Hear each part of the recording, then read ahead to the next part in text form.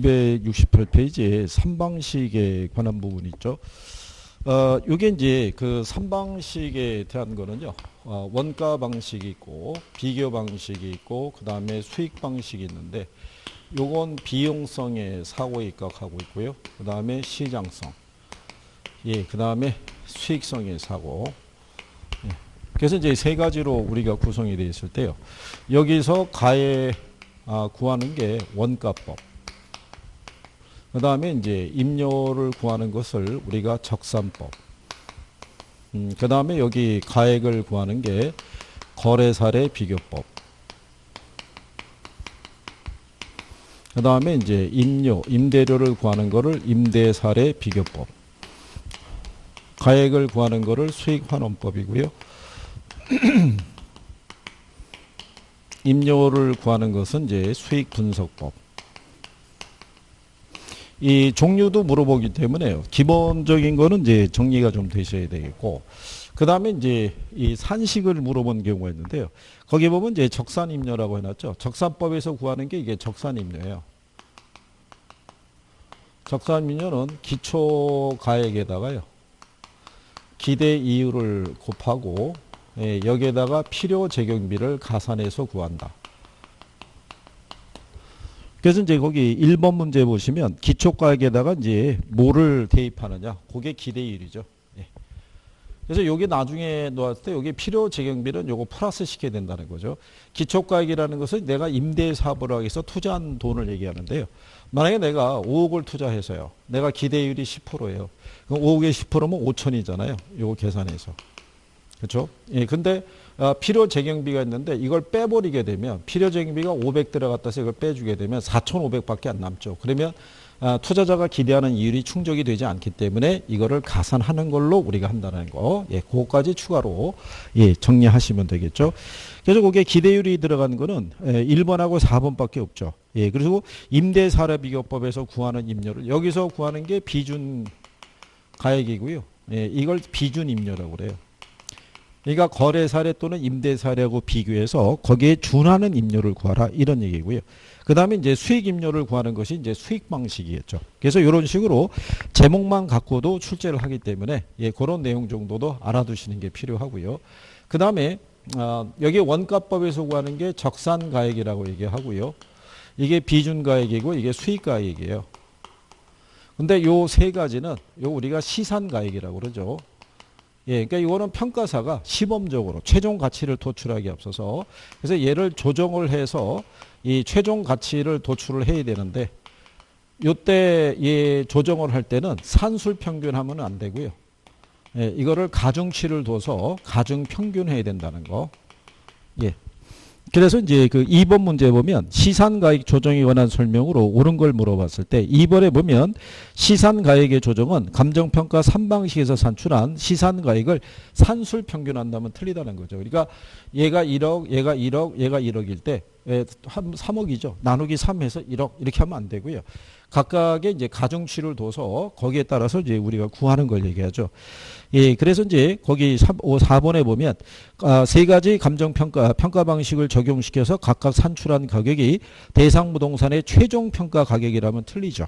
예, 그게 시산가액이라는 거죠. 그래서 답은 3번의 시산가액의 조정은 평가 시 사용된 자료의 양, 정확성 및 적절성 등을 고려해서 각각의 방법에 가중치를 두어서 가격을 결정한다라고 얘기를 하는 거죠. 그래서 문제 3번을 보시면요. 이게 작년에 나온 건데요. 거기에 보시면 감정평가 방식은 수익성, 그 다음에 비용성, 시장성에 그죠? 예, 기초를 하고 있다라고 얘기하는 거고요. 예, 그 다음에 이제 거기 보시면은 그 4번에 그 시산가액 조정은 각 시산가액을 산술 평균하는 방법만 인정이 된다. 그러니까 틀렸다는 얘기죠. 그리고 이 시산가액을 조정에 관해서는요, 감정평가에 관한 규칙에서 규정을 하고 있다. 이런 얘기죠. 그러니까 작년에 나왔던 이 감정평가 이론에서 이 문제는 또 쉬웠던 문제라고 할 수 있죠. 그러면 얘네 어떻게 구하냐면요. 뒤에 넘어가시면 문제 4번 있죠. 시산가액 조정을 통해서 구한 감정평가 방식을 물어봤을 때요. 거래 사례를 통해서 구한 시산가액이 예, 그게 얼마냐면은 1억 2천이고요. 그 다음에 이제 조성 비용을 통해서 예, 구한 게 1억 1천이고요. 그 다음에 임대료를 통해서 구한 게 1억이라고 줬을 때요. 거기 보면 가중치가 주어져 있죠. 예, 가중치가 원가 방식 20%인데 원가 방식의 비용성의 사고니까 여기에 20%를 적용하면 2,200 나오겠죠. 그 다음에 비교 방식이 50%라고 했을 때 비교 방식은 사례를 이용하니까 여기에다가 50%. 그러면 6,000 나오겠죠. 그 다음에 수익 방식은 임대료의 기초에서 구하니까 여기서 적용한 게 30%니까 3,000 나오겠죠. 그렇죠? 예. 그러면 다 더하게 되면 1억 1,200 나오겠죠. 그렇죠? 예. 그래서 이거 다 더해서 나누기 3 하는 게 아니란 얘기죠. 그러면 1억 1,000 나오겠죠. 그래서 이렇게 가중치를 둬서 구하는 방식이다. 이렇게. 그 다음에 이제 5번에 보면요. 가로 안에 들어갈 내용으로 올바른 거 물어봤을 때 원가 방식은 무슨 원리냐? 우리가 강의할 때 이렇게 원비, 드링크 얘기했었고요. BC 카드로 결제했고 수수료가 발생하지 않았다. 이렇게 드린 거죠. 그래서 원가 방식은 비용성의 원리죠. 근데 가가 비용성에는 3번밖에 없죠. 예, 이런 식으로도 답을 유도하기도 한다. 예, 이렇게 여러분들이 구별하시면 되겠고요.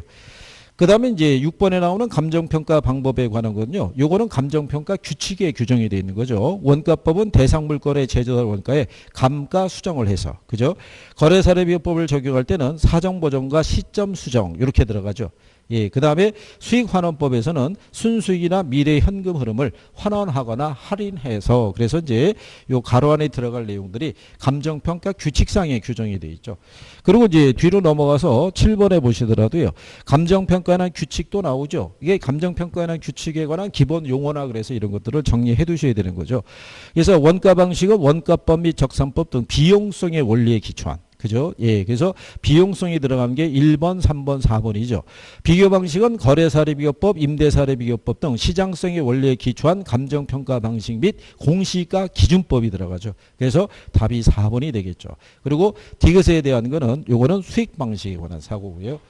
그래서 이 감정평가 규칙에 대한 거를 그래서 우리 기본서상에 부록에도 실려 있죠. 그리고 기본서 안에도 감정평가 규칙에 관한 용어라든가 이런 것들을 정리해 드린 이유가 거기에 있다. 이렇게 보시면 되겠고요. 그 다음에 이제 원가 방식에 들어가서 보시게 되면은요. 문제가 다 거의 계산 문제죠. 이게. 그렇죠. 예. 그래서 우리가 하나씩 보시게 되면, 1번에 평방미터당 제조달 원가 구하는 방법이 있죠. 원가 방식에서. 요거는 이제 어떻게 보냐면 요거는 비용지수법을 쓰죠. 그래서 거기 보시면은 대지 면적이 400이고 연면적이 1250이죠. 근데 우리는 건물의 가치를 구하니까 1250에 대한 것만 기억을 하시면 되고요. 거기 보면 직접 공사비, 간접 공사비 들어가 있죠. 거기다가 개발업체 이윤도 포함이 된다 그랬으니까 3억 6천인 거죠. 근데 3억 6천인데 10년 전에 건축비 지수가 100이고요.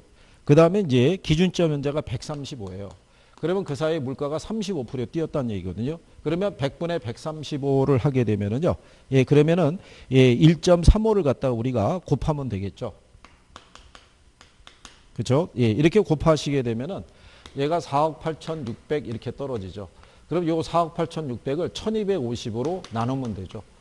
예, 그러면은, 예, 평방미터당 제조달 원가가 38만 8천 원, 이렇게 나오겠죠. 그죠? 예. 그래서, 그렇게 한번, 예, 구별할 수도 있고요. 혹시 만약에 재활용을 한다 그러면요. 여기 3억 있잖아요. 예, 3억에 대한 게 1250으로 나누면은 이게 아마 28만 8천 원 나올 거예요. 근데 요걸로 우리가 하면은 38만 8천 원 나오거든요. 그러면 그 사이에 얼마가 올랐냐면 10만 원이죠. 예, 요 차이를 혹시 또 물어볼 수도 있지 않을까. 예, 그래서 이제 그런 요령으로 인지하시면 되겠죠. 그 다음에 이제 문제 3번에 가게 되면요. 이 원가법에 의한 대상물건 기준 시점의 감가수정액을 또 구하라고 해놨는데요. 이게 감가수정액을 구하려고 그러면요. 일단 매년의 감가액을 구해야 되죠. 예, 매년의 감가액은요.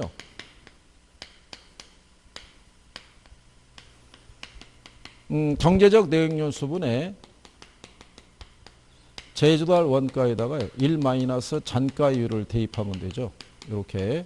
이걸 그냥 제조달 원가에다 잔존가액 빼도 되죠. 예, 그러면 이제 감가 누계액. 얘는 매년의 감가액에다가요. 경관 연수를 곱하면 되는데요. 이 정액법의 사고는요. 이거를 알고 있다라는 사고예요. 그래서 거기에 보시면은 준공 시점이 2009년이고 기준 시점이 2014년이니까 5년 경과했다는 얘기죠. 그러니까 얘만 구하면 되죠. 근데 경제적 내역 연수는 몇 년 줬냐면 50년 줬고요. 제조사 원가를 얼마 줬냐면 2억을 줬죠. 근데 1 마이너스 잔가율이 10%니까요. 1에서 0.1 빼면 0.9 나오거든요. 2억 곱하기 0.9 하면은 1억 8천 나온다는 얘기죠. 그러면 1억 8천을 50으로 나누면요. 360만 원 나오죠. 그러면 360만 원 곱하기 5 하게 되면 1800 나오죠. 그래서 이게 답이었다는 얘기죠. 근데 여기서도 굳이 식을 이렇게 할 필요가 없고요. 잔가율이 10%니까 2억에 10%면 2천이거든요. 그러니까 2억에 2천 빼면은 1억 8천. 이렇게도 계산하셔도 돼요. 그래서 예, 이런 식으로 이제 문제가 구성이 된 거니까요. 예, 그 정도 여러분들이 보시면 되고요. 근데 이제 이런 정도를 기준으로 해서 나왔을 때 우리가 할 수 있는 거죠. 5번 같은 경우를 보시면요. 거기 그 뭐라고 했느냐면 공사비가 매년 전년 대비 5%씩 상승한다라고 해놨어요. 그러면 이 해설에도 나와 있지만 그거를 다시 우리가 계산을 해서 구해야 되기 때문에요. 그렇게 해서 복잡하게 계산이 들어가는 거에 대해서는 오히려 시간을 많이 뺏길 수 있다는 얘기죠. 그래서 여러분들이 계산 논리는 이론을 다 푸시고 마지막에 내가 해볼 수 있는 것만 접근해서 해보시는 게 제일 나을 것이다. 뭐 이런 얘기가 되겠어요. 그리고 이제 뒤에 6번을 보시면 감가 수정 방법 중에서 건물의 내용 연수가 만료될 때 감가 누계 상당액과 그에 대한 복리 계산에 이자 상당액분을 포함해서 당해 내용 연수로 상환하는 방법은 2번의 상환기인법이래요. 예, 그거는 이제 무슨 얘기가 되냐면요. 정액법이라는 건요. 매년의 감가액이 일정한 방법이에요. 그러니까 이런 식으로 매년 얼마씩 360만 원씩이면 매년 360만 원씩 이렇게 감가를 적용하는 게 그게 정액법이에요. 근데 상환기금법은요. 매년의 감가액을 얘보다 적게 가지고요. 300 이런 식으로. 그러면 감가 누계액이 얘보다 부족하거든요. 예, 그럴 때 이 부족한 거를 이자로 채워가는 방식이에요. 그게 상환기금법의 사고다라고 생각하시면 돼요. 그죠? 그러면 이제 요거는 어떤 식으로 구성을 할 수 있냐면요. 만약에 이제 이런 얘기가 되겠죠.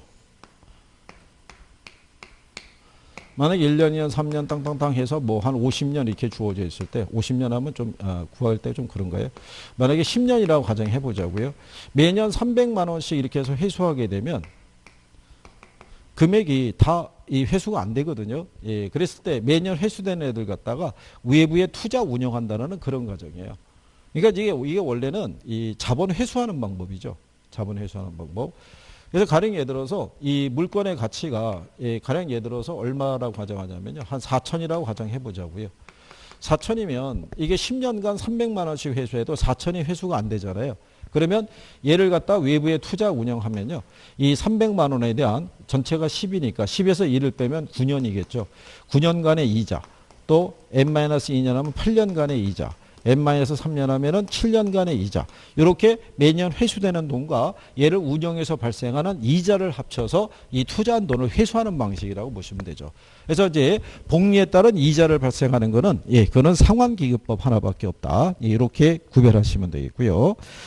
그 다음에 이제 그 비교 방식에 관한 부분이 있는데요. 여기서도 가장 보편적인 거를 한번 해보시면 될 거예요.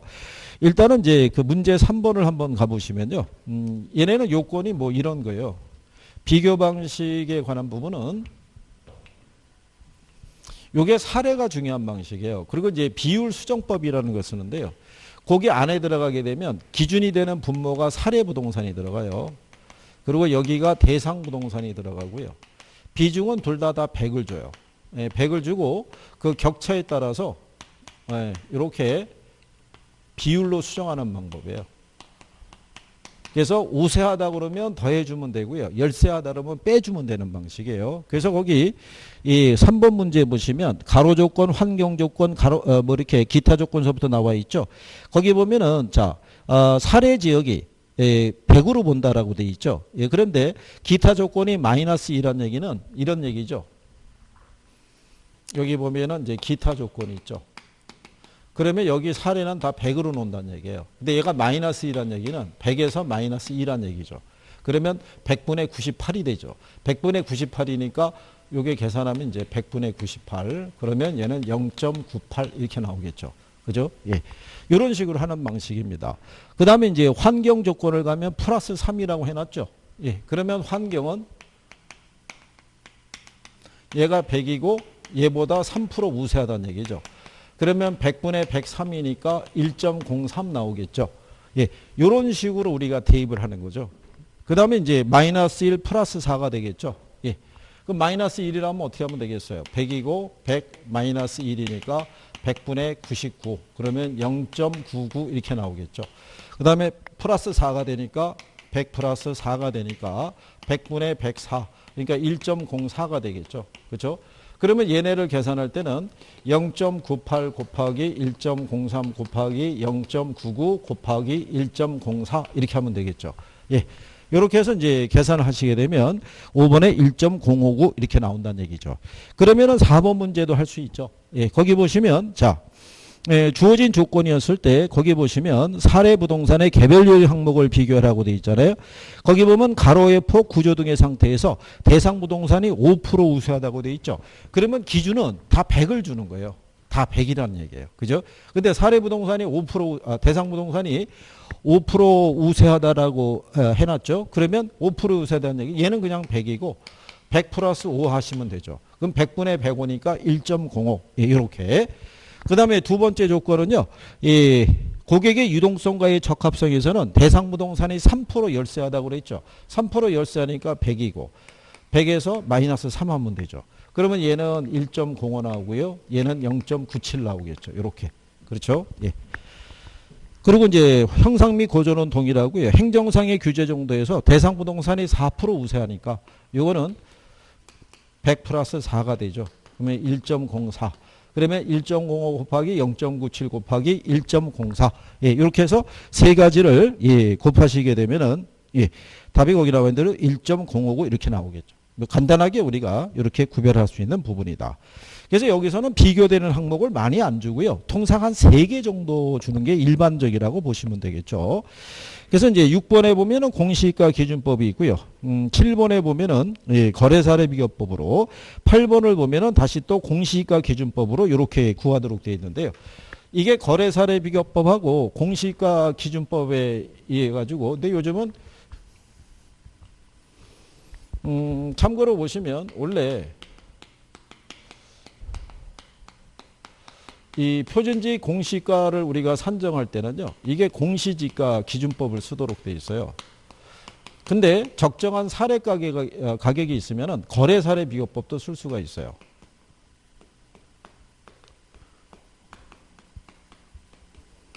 근데 공시가 기준법으로 구할 때는요. 예, 비교 표준지에다가 예, 그다음에 이제 시점 수정하고요. 그다음에 지역 요인 비교하고요. 그다음에 개별 요인 비교하고 그 밖의 요인을 비교하시면 되고요. 이렇게 해서 이제 토지 가치를 이제 구하는 방법이고요. 거래사례 비교법은 사례 가격 있죠? 예, 사례 가격에다가 이 사정 보정을 하고요. 시점 수정을 하고요.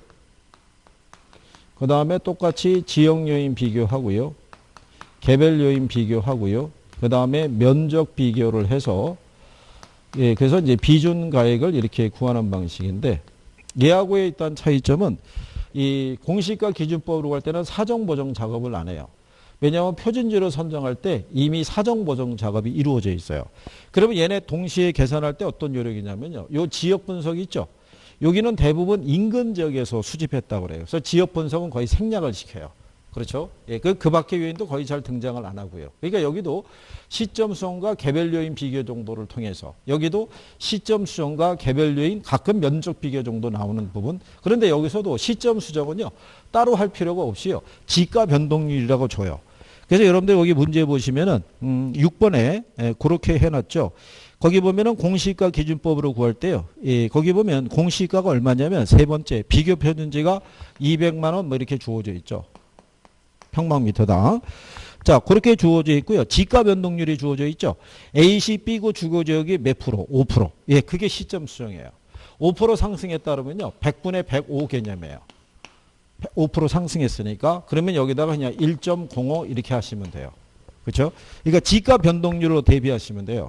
그러면 뒤에 넘어가시게 되면 7번에 거래사례비교법이라고 되어 있죠. 한 페이지 7번에 박스 안에도 가시게 되면요. 거기 동그라미 하나, 둘, 셋, 네 번째 가면 지가 변동률이 A도시 주거지역이 4% 상승했다고 해놨죠. 그러면 그냥 100분의 104니까 1.04로 하시면 돼요. 그러면 옆에 8번 문제도 가시면은 박스 안에 동그라미가 하나, 둘, 셋, 네 번째 가시면 지가 변동률 있죠. 상업지역 5% 상승. 5%면 100분의 105. 그래서 1.05로 이렇게 하시면 돼요. 예, 그렇기 때문에 여기서 실질적으로 구할 수 있는 거는 얼마 없어요. 그래서 여기 6번 문제 다시 돌아가시게 되면 지역 요인은 대상 토지가 비교 표준지의 인근 지역에 위치해서 동일하니까 할 필요가 없죠. 그러니까 얘만 하면 돼요. 개별 요인에 대한 거를 보시게 되면 대상 토지가 비교 표준지에 비해서 가로 조건이 5% 열세하다고 그랬죠. 5% 열세하면 어떻게 하면 되겠어요? 100이고 100에서 5 빼주면 되죠. 그럼 100분의 95니까 0.95 나오겠죠. 그죠? 예. 그 다음에 이제 거기에 보시면은 가로 조건은 5%, 환경 조건은 또 20% 우세하다고 그러죠. 그러면 100 플러스 20의 논리죠. 그럼 100분의 120이니까 1.2 나오겠죠. 그렇죠? 예. 그 다음에 다른 조건은 동일하다라고 이제 이렇게 명시가 되어 있는 거죠. 그렇잖아요? 예. 그러면은 여기서 비교하는 항목이 이렇게 세 개밖에 없죠.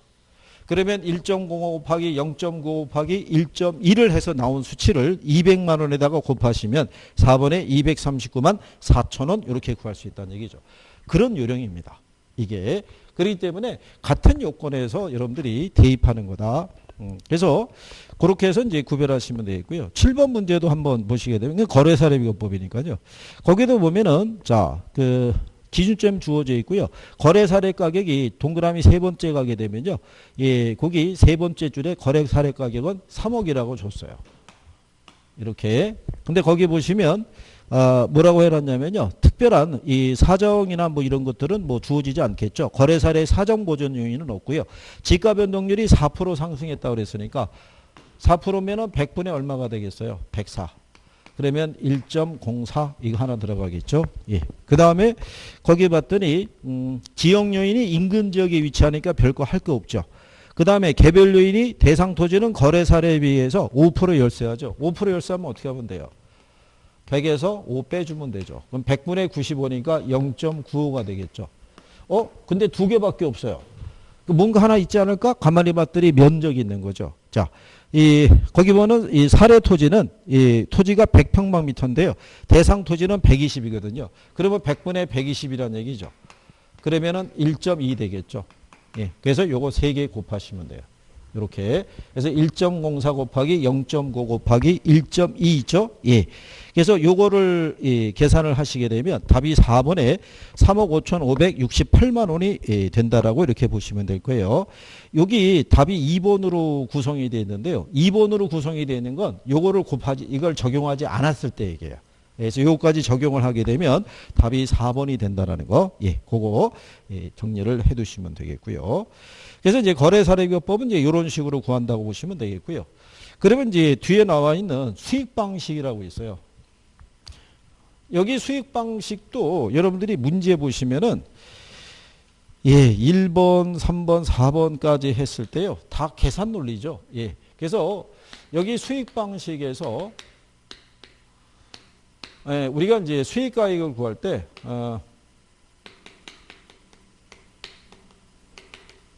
얘는 요 순수익 또는 순영업소득이라고도 얘기를 해요. 이거를 환원율로 환원해서 수익가액을 구하는데 얘를 구할 때는 이거죠. 가능 총소득 아시죠? 여기서 뭐 빼고요. 공실 빼고 나오면은 유효 총소득 나오죠. 여기서 영업경비 빼면은 우리가 가유순이라고 배우셨잖아요. 이렇게. 예, 이렇게 해서 얘 구한 다음에 환원율 대입해서 구하는 방식이에요. 그래서 그 1번 문제에 보시면은 수익환원법을 적용해서 근린생활시설의 가액을 우리가 구할 때 보면 가능 총소득이 5천이에요. 얘가. 예, 근데 이제 공실이 가능 총소득의 5%래요. 그러면 5천의 5%면 250이거든요. 그러면 얘가 4,750이 되겠죠. 근데 영업경비 항목을 볼 때요. 유지관리비는 요게 유효 총소득이 아니라 여기에 가능 총소득 대비 3%죠. 예. 4,750에 3% 그러면 암산으로 계산하기 힘들잖아요. 이거 5천에 3%면 이제 150이죠. 예. 거기에다가 이제 거기 보시면은 부채 서비스액은 경비를 인정 안 해주죠. 화재보험료는 인정해주죠. 소멸성 보험료니까. 개인적인 업무비도 인정을 안 해주거든요. 그러면 150에다가 얼마? 100. 그래서 요거 두 개를 빼면 되는 거죠. 150에다 100 더하면은 250이죠. 그러니까 250을 여기서 빼주면 되겠죠. 그러면 순수익이 얼마 나오면 4,500 나오죠. 요게 환원율이 몇 프로 줬냐면 5% 줬죠. 100분의 5 개념이니까 0.05로 할인하면 9억 이렇게 나오는 거죠. 그러니까 이런 식의 구성 정도는 이제 우리가 해볼 수 있다 이렇게 볼 수도 있겠죠. 뒤로 넘어가시게 되면요. 문제 4번도 같은 개념이에요. 다음 자료를 활용해서 직접 환원법으로 평가한 이게 직접 환원법이거든요. 이렇게 구하는 게. 그러면 거기도 요건이 똑같죠. 자, 가능 총소득이 역시 주어져 있죠. 똑같은 요건으로. 그러면 가능 총소득이 얼마냐면 8천 줬죠. 근데 공시를 몇 프로 줬냐면요. 10% 줬다는 얘기죠. 그럼 8천에 10%면 800이겠죠. 그러면 얘가 남는 게 7,200이 남겠죠. 거기서 이제 경비를 빼야 되는데요. 예, 거기 보시면 수선 유지비가 400만 원이니까 들어가야 되고요. 화재보험료 들어가야 되고요. 재산세 들어가야겠죠. 그래서 그거 세 가지를 우리가 대입을 하시면 되겠죠. 그렇죠? 그러면 400하고 나머지 합하면 700이죠. 예. 그럼 영업경비 700을 빼게 되면 6,500 이렇게 나오겠죠. 예, 그런데 거기 환원율을 몇 프로 줬냐면 10%. 이게 10%면 위의 금액의 10배거든요. 그러니까 6억 5천. 그러니까 제가 볼 때는 이런 식으로 하는 것 정도까지는 여러분들이 계산 문제 나올 때 대입을 하셔도 되는데 이거 수준을 벗어나게 되면 시간이 좀 걸린다고 봐야 되죠. 예, 그래서 이런 정도까지만 내가 한번 해보겠다. 이런 정도로만 정리해 두시면 될 거예요. 자, 그런 내용이고요. 그 다음에 뒤로 가시면은 이제 감정평가 규칙이라고 나와 있죠. 그래서 감정평가에는 1번에 규칙의 용어 정리로 봤을 때 요거는 이제 우리가 감정평가 규칙상에 다 명시가 돼 있는 이제 그런 내용이죠. 그래서 여기서 보시면요. 1번에는 답이 틀린 게 3번 준 건데요. 제가 이제 강의할 때 말씀드렸지만 시장 가치라는 거는 통상적인 시장이라는 표현이 들어가야 돼요. 이게 통상적인 시장이라는 게 공개된 자유시장이라고 보시면 돼요. 누구라도 거래에 참여할 수 있는. 그죠? 근데 일반적인 뭐 마트, 뭐에서 대형 백화점, 병원 이런 것들은 시장성이 없죠. 일반인들이 거래하기 힘드니까. 그래서 시장 가치를 물어볼 때 통상적인 시장이라는 표현이 꼭 들어가 있다는 거. 그래서 그게 이제 문제를 한번 준 거고요. 예, 그 다음에 2번에 가게 되면 규칙상의 용어 정의할 때 올바른 걸 물어봤을 때요. 기준 시점 나와 있죠. 우리가 아까 했지만 이게 감정평가액을 결정하기 위해서 현장 조사를 완료한 날짜다라고 그러면 이게 틀리다는 얘기죠. 이 감정평가 규칙상에서는요. 감정평가액을 결정하기 위한 기준이 되는 날짜를 얘기를 하죠. 그래서 여기서 올바른 거는 5번을 준 거죠. 가치 형성 요인이란 대상 물건의 경제적 가치에 영향을 미치는 일반 요인, 지역 요인 및 개별 요인 등을 말한다라고 해서 이거 용어로 이제 문제를 준 것이니까요. 그래서 요거는 감정평가 규칙상의 용어 있죠. 예, 용어를 기준으로 해서 한 번 정도만이라도 정리를 해 두시면 되더라. 이런 얘기죠. 예. 그래서 그런 내용이고요.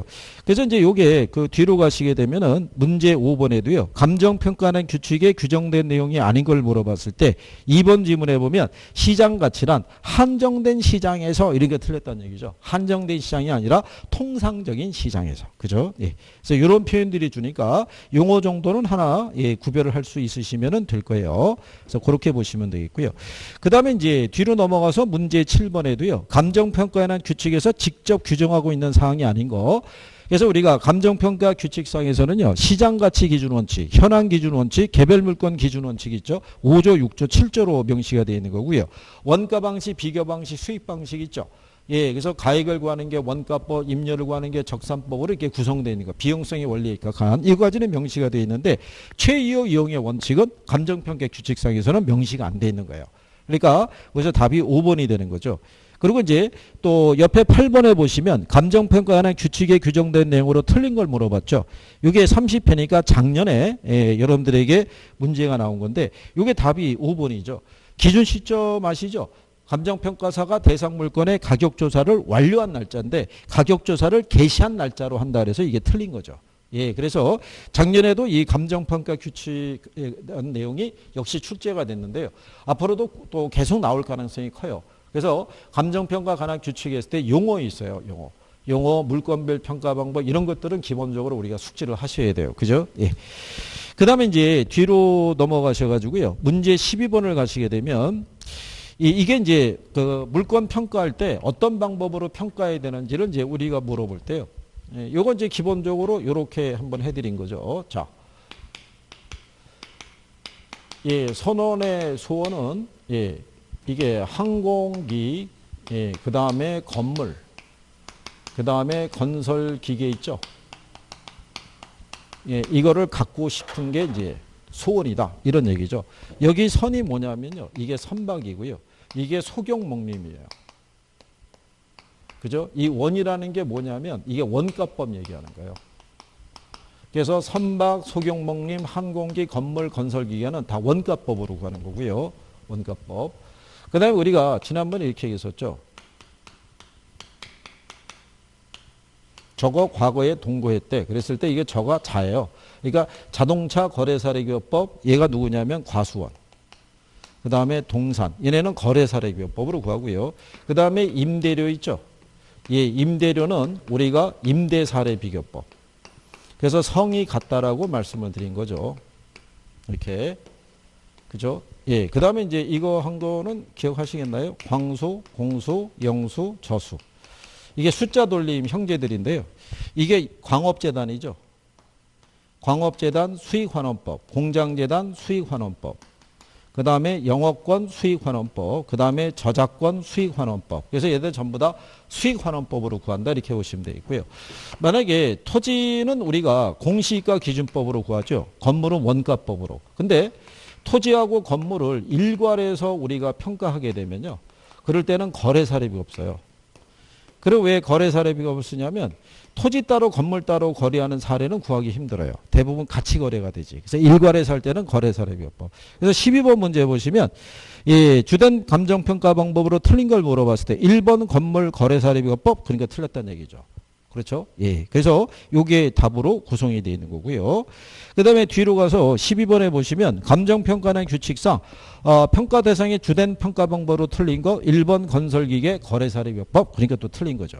그렇죠? 예. 그러니까 이런 정도로 나오기 때문에 특별하게 틀릴 건 없어요. 그죠? 예. 그래서 그런 내용이고요.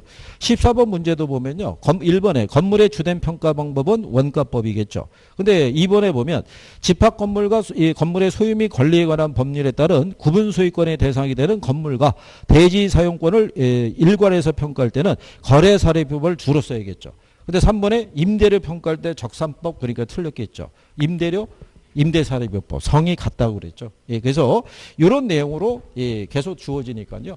이런 정도 알아두시면은 뭐 무난하게 나올 때 풀 수 있을 것이다. 뭐 이런 얘기죠. 그 다음에 이제 가격 공시 제도가 있는데요. 요 가격 공시 제도에서는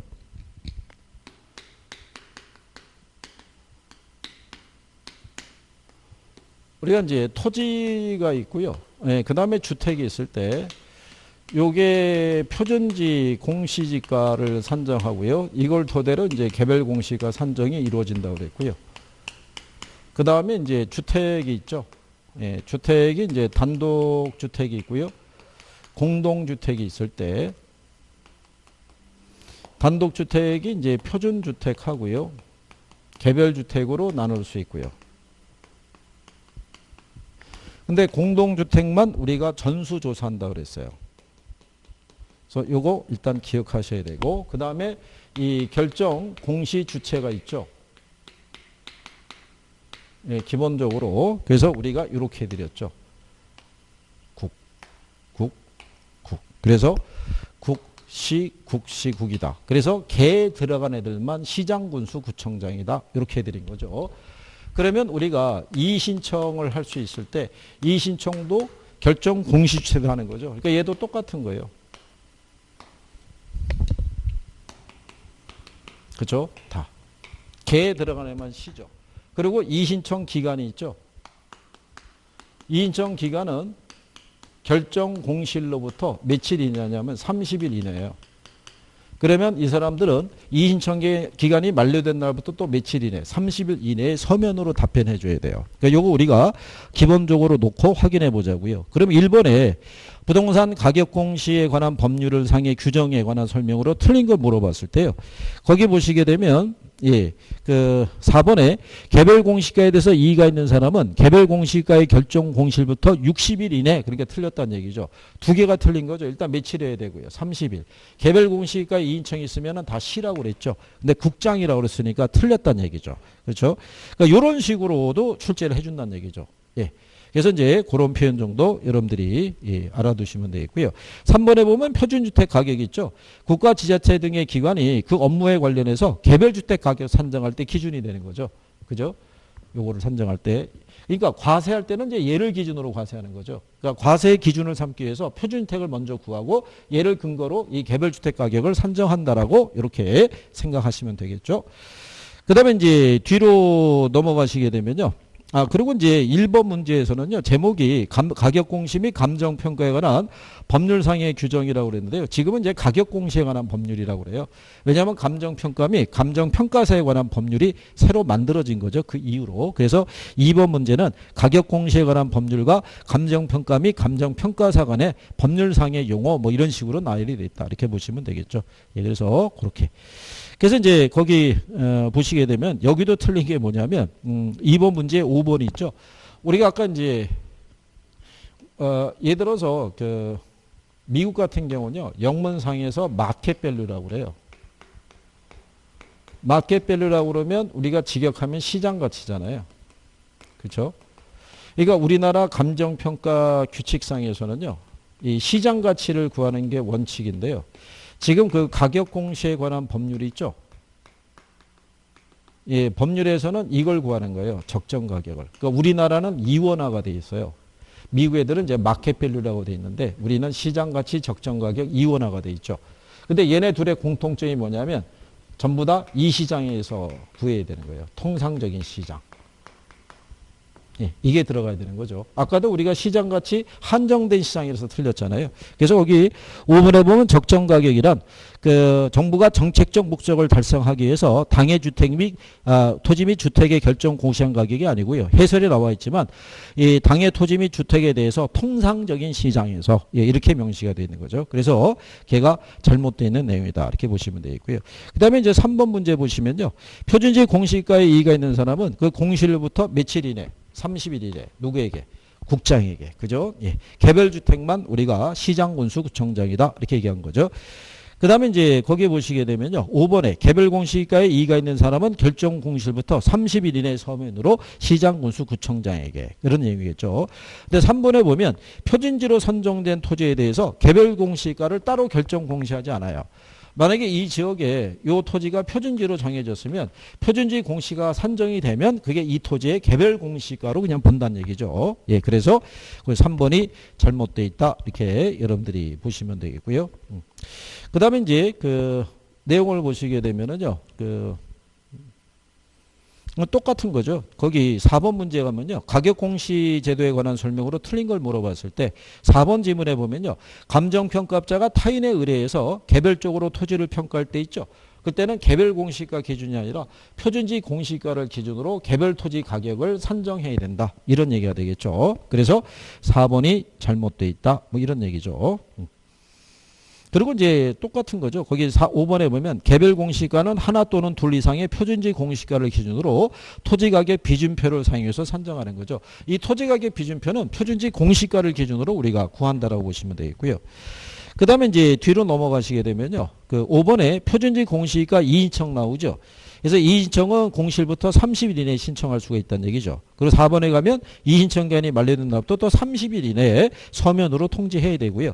틀린 건 1번이에요. 토지 소유자, 토지 이용자 위해자는 표준지 공시가에 대한 이의를 신청할 수 없다고 그랬는데 법률상 이해관계에 있는 사람들도 다 이의신청을 할 수 있다. 예, 그래서 그게 잘못된 내용이라고 보시면 되겠고요. 이 문제 6번에 보면 부동산 가격 공시에 관한 법률상 표준지 공시가 효력으로 옳은 거 모두 고르라고 그랬을 때요. 그게 이제 토지시장의 지가 정보를 제공하고요. 일반적인 토지 거래의 지표로 우리가 산정하는 거고요. 디귿은 당연히 틀린 게 뭐냐면 표준지 공시가니까 토지 가치 평가하는 거잖아요. 근데 디귿을 보면은 주택 가격 산정할 때 기준이 된다니까 틀린 거겠죠. 그리고 리을에 보면은 감정평가업자가 지가 변동률을 산정할 때는 뭐를 쓰는 거냐면요. 그거는 표본지 쓴다고 그랬어요.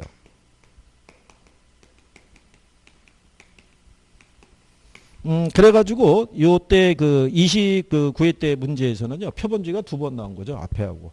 그러니까 우리나라 전국에 한 50만 필지를 표준지로 선정하고요. 그 안에서 한 7만 5천 필지 정도를 표본지로 선정해서 지가 변동률을 측정할 때 쓰고 있다. 예, 이렇게 여러분들이 구별하시면 되겠죠. 자, 그 다음에 이제 거기 7번에 보면요. 부동산 가격 공시에 관한 설명으로 옳지 않은 걸 물어봤을 때 이게 이제 표준지 평가 기준에 대한 부분인데요. 우리가 표준지 평가할 때는 나지 상정 기준이라고 그랬어요. 그러니까 표준지에는 건물이 있거나 지상권이 있더라도 없는 거로 보고 평가해야 돼요. 그죠? 예. 그거를 이제 원칙적으로 얘기하고 있고요. 그 다음에 5번에 보면 표준지의 평가는 공부상의 지목에도 불구하고 현장 조사 당시 이용 상황이 아니고요. 공시 기준일 현재 이용 상황을 여러분들이 생각하시면 돼요. 그러면 공시 기준일이 언제냐면 1월 1일이에요. 공시 기준일이 다 1월 1일이에요.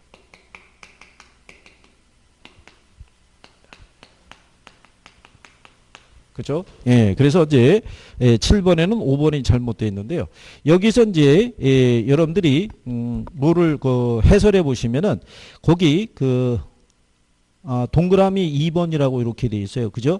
표준지에 건물 또는 그 밖에 정착물이 있거나 지상권 또는 그 밖에 사용 수익을 제한하는 권리가 설정이 돼 있을 때는 그 정착물 또는 권리가 존재하지 않는 거로 보고 표준지 공시가를 평가해야 된다라고 돼 있어요. 그죠? 아래 번호가 1번, 2번 밑에 들어가면 2항 이렇게 돼 있어요. 2항에 들어가면 1호, 2호 밑에 가면 2항. 예. 그래서 그 2항에 2호에 보시게 되면 2항에 보시게 되면 그렇게 명시가 돼 있으니까 그거는 숙지를 좀 해두시는 게 필요할 것이다. 뭐 이런 얘기죠. 예, 그 다음에 이제 뒤로 넘어가셔가지고요. 그 문제 9번 같은 경우는 이렇게 생각하시면 되죠. 이 가격 공시에 관한 이 법령에 이렇게 보시게 되면 표준지 공시가를 적용하는 경우가 아닌 것 있잖아요. 4번을 보시면 국가 지자체 등의 기관이 그 업무에 관련한 개별주택 가격을 산정한다. 표준지니까 토지가치고 해야 되잖아요. 그래서 그렇게 착각을 유도하기 위해서 문제를 넣었다. 이렇게 여러분들이 구별을 하시면 되겠죠. 그래서 이제 10번 문제도 똑같죠. 개별 공시가 이의가 있으면은 60일이 아니라 30일 내로. 그죠? 그런 내용이죠. 그 다음에 3번을 보게 되면은 국장은 일단의 공동주택 중에서 산정한 표준주택에 대해서 이렇게 돼 있죠. 그러면 이것도 틀리다는 얘기죠.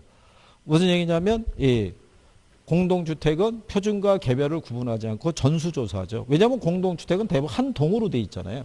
근데 한 동에 있는 애들이 구조나 이런 게 다 같잖아요. 그렇기 때문에 전수조사하는 게 기본이다. 이렇게 보시면 되겠죠. 그래서 이제 여기서 답은 5번을 줘서요. 동법령에 따라 공시한 공동주택 가격은 주택시장의 가격 정보를 제공하고 국가 또는 지자체 등의 기관이 과세 등의 업무에 관련해서 주택가격 산정할 때 그 기준으로 쓸 수 있다. 뭐 이런 얘기가 되겠죠. 그래서 이제 그런 구성이니까요. 그리고 뒤에 11번 문제도 마지막으로 거기도 보시면 이렇게 돼 있죠. 4번에 표준주택을 선정할 때는 일반적으로 유사하다고 인정이 되는 일단의 단독주택 및 공동주택에서 일단의 주택을 대표할 수 있는 주택을 선택을 해야 된다라고 돼 있잖아요. 그게 틀리죠. 공동주택은 표준주택을 선정하지 않죠. 그래서 이런 식의 표현으로 구성이 되어 있으니까요. 그래서 기출문제에 대한 거는 여러분들이 확인해 보셨겠지만 반복되는 지문이 많죠. 그리고 재활용을 많이 하고 그리고 한 번 긍정형, 한 번 부정형으로 그래서 각 파트 들어가실 때 한번 이론을 한번 또 이렇게 정리 한번 해보시고 그 다음에 지문을 가지고 이런 거를 주로 많이 쓰는구나 이런 표현을 유인 지문을 쓰는구나 그런 정도를 조금 숙지해 놓으시게 되면은 나중에 이 시험장에 들어가셔도 대비할 수 있다. 왜? 그리고 쓰는 표현을 자꾸 쓰게 돼 있으니까요. 그래서 그런 거를 매개로 해서 정리를 해 놓으시면은 도움이 되지 않을까 싶네요. 그래서 자, 여기까지 기출문제에 대한 부분을 다뤄봤습니다. 자, 고생들 하셨습니다. 수고하셨습니다.